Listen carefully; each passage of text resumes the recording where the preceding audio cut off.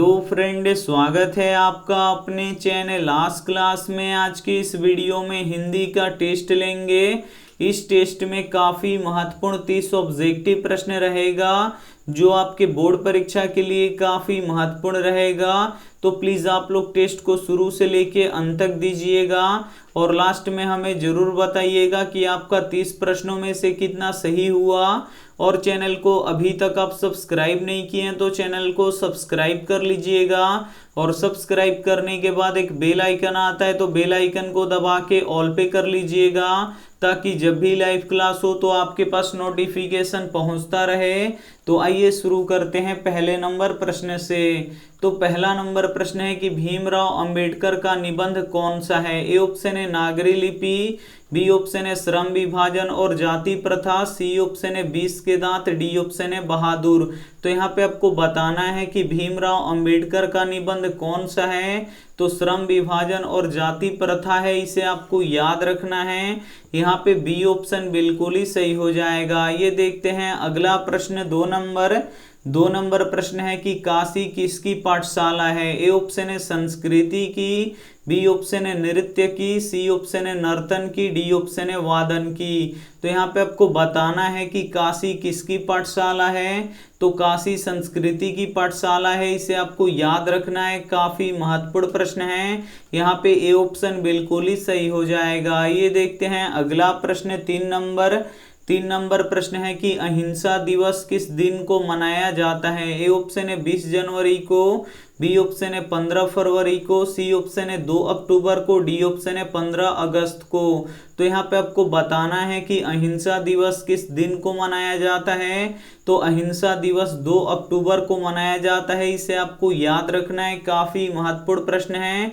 यहाँ पे C option बिल्कुल ही सही हो जाएगा। ये देखते हैं अगला प्रश्न 4 नंबर प्रश्न है कि प्रेम आईनी श्री राधिका किसकी रचना है। ए ऑप्शन है रसखान की, बी ऑप्शन है घनानंद की, सी ऑप्शन है सूरदास की, डी ऑप्शन है तुलसीदास की।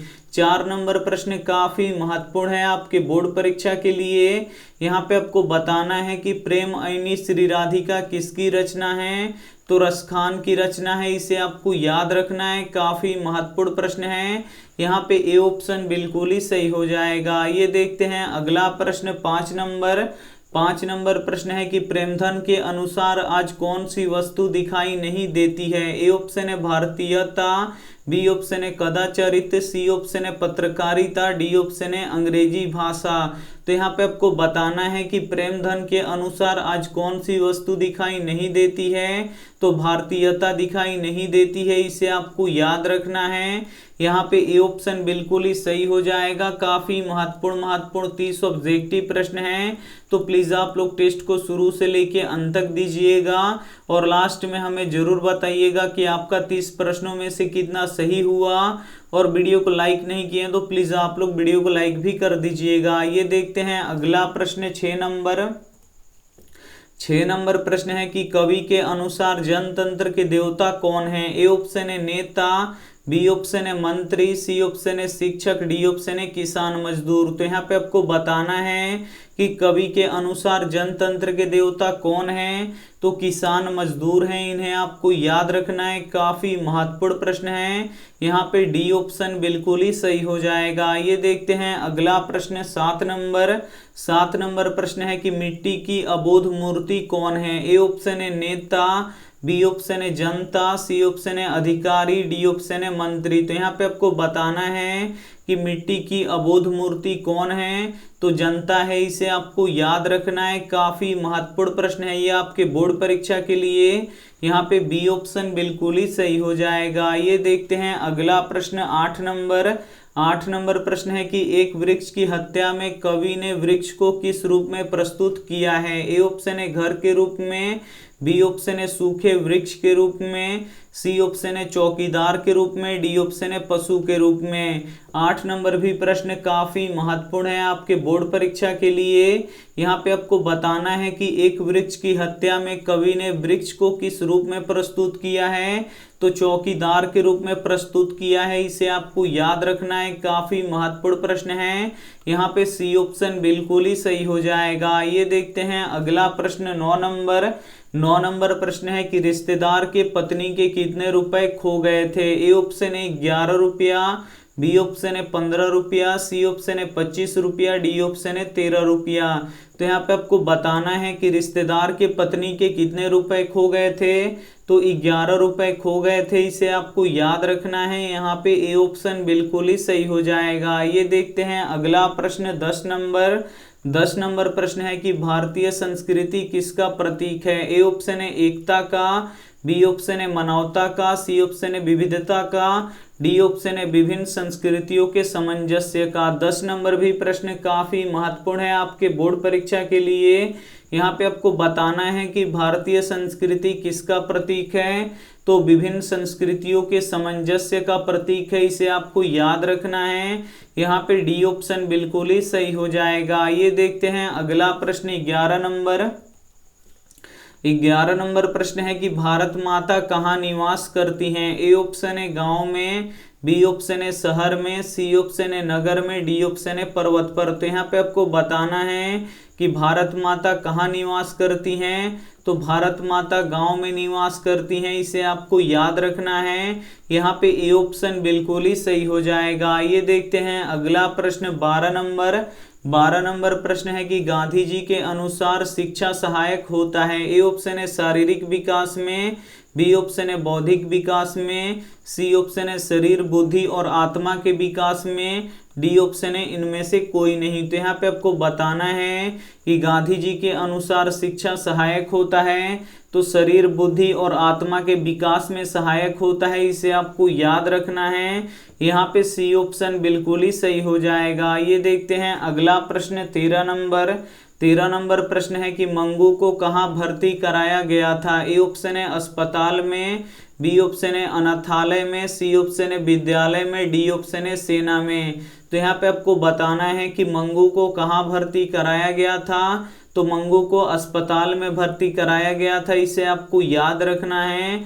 यहाँ पे ए ऑप्शन बिल्कुल ही सही हो जाएगा। ये देखते हैं अगला प्रश्न 14 नंबर प्रश्न है कि लक्ष्मी लक्ष्मण की क्या थी। ए ऑप्शन है पत्नी, बी ऑप्शन है बहन, सी ऑप्शन है चाची, डी ऑप्शन है माँ। तो यहाँ पे आपको बताना है कि लक्ष्मी लक्ष्मण की क्या थी। तो पत्नी थी, इसे आपको याद रखना है। यहाँ पे ए ऑप्शन बिल्कुल ही सही हो जाएगा। ये देखते हैं अगला प्रश्न 15 नंबर प्रश्न है कि लौट कर आऊंगा फिर कविता में कवि का कौन सा भाव स्पष्ट होता है। ए ऑप्शन है मातृ प्रेम, बी ऑप्शन है धर्म भाव, सी ऑप्शन है संसार प्रेम, डी ऑप्शन है मातृ भाव। तो यहाँ पे आपको बताना है कि लौट कर आऊंगा फिर कविता में कवि का कौन सा भाव स्पष्ट होता है।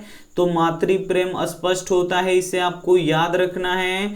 यहाँ पे ए ऑप्शन बिल्कुल ही सही हो जाएगा। काफी महत्वपूर्ण 30 ऑब्जेक्टिव प्रश्न हैं, तो प्लीज आप लोग टेस्ट शुरू से लेके अंत तक दीजिएगा और लास्ट में हमें जरूर बताइएगा कि आपका 30 प्रश्नों में से कितना सही हुआ। और वीडियो को अभी तक आप लाइक नहीं किए तो प्लीज आप लोग वीडियो को लाइक भी कर दीजिएगा। ये देखते हैं अगला प्रश्न 16 नंबर प्रश्न है कि कुमार गंधर्व क्या है। ए ऑप्शन है गीतकार, बी ऑप्शन है शास्त्रीय गायन, सी ऑप्शन है कथाकार, डी ऑप्शन है चित्रकार। तो यहाँ पे आपको बताना है कि कुमार गंधर्व क्या है। तो कुमार गंधर्व शास्त्रीय गायन है, इसे आपको याद रखना है। काफी महत्वपूर्ण प्रश्न है। यहाँ पे बी ऑप्शन बिल्कुल ही सही हो जाएगा। ये देखते हैं अगला प्रश्न 17 नंबर प्रश्न है कि मंगमा थी। ए ऑप्शन है आस्तिक, बी ऑप्शन है नास्तिक, सी ऑप्शन है अंधविश्वासी, डी ऑप्शन है कमजोर। तो यहाँ पे आपको बताना है कि मंगमा क्या थी। तो मंगमा अंधविश्वासी थी, इसे आपको याद रखना है। काफी महत्वपूर्ण प्रश्न है। यहाँ पे सी ऑप्शन बिल्कुल ही सही हो जाएगा। ये देखते हैं अगला प्रश्न 18 नंबर प्रश्न है कि सीता के कितने लड़के थे। ए ऑप्शन है 2, बी ऑप्शन है 4, सी ऑप्शन है 1, डी ऑप्शन है 3। तो यहाँ पे आपको बताना है कि सीता के कितने लड़के थे।